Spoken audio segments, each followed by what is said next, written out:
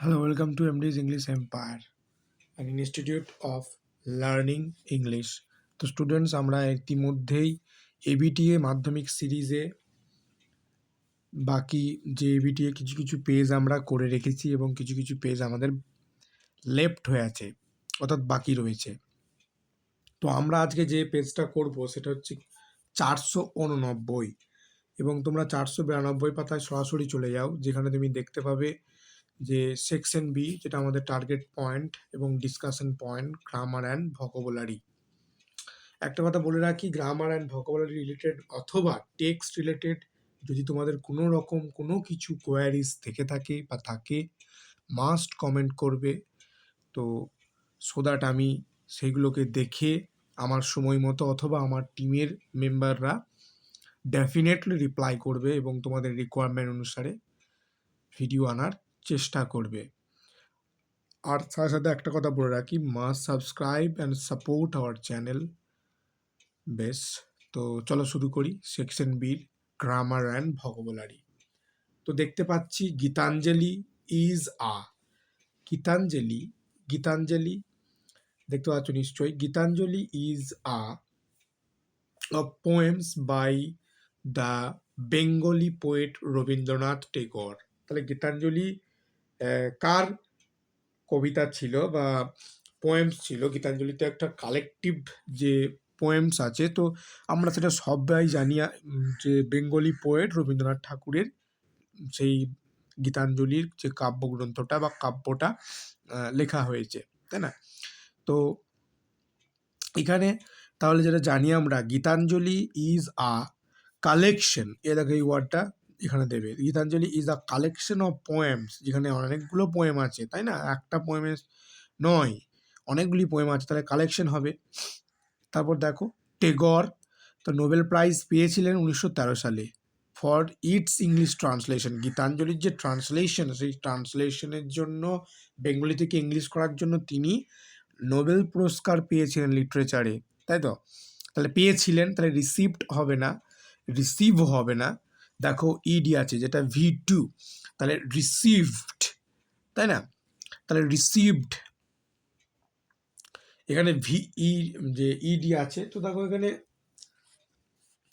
যে ফর্মটা থাকলো, তারপর দেখি দ্য নোবেল, বেশ লেস যে যে লেস ইম্পর্ট্যান্ট এটা, বেশ যাই হোক। সংস অফ অফারিংসে গেছে, তারপর দেখো he becoming, have been, became, তাহলে ইউরোপিয়ান অ্যান্ড এশিয়ান লিটারেচারে only Indian to receive the honour. তাহলে ইউরোপ এবং সমগ্র এশিয়া যে কন্টিনেন্ট, সেই জুড়ে তিনি হচ্ছেন একজনই যিনি এই লিটারেচারের ওপর তখন নোবেল প্রাইজ পেয়েছেন বা পেয়েছিলেন, তাই না? তাহলে বিকেম হবে, তাই তো? তাহলে he became the first non European. তাহলে আর্টিকেল আর প্রিপোজিশন 4 নম্বর আমরা করে ফেললাম।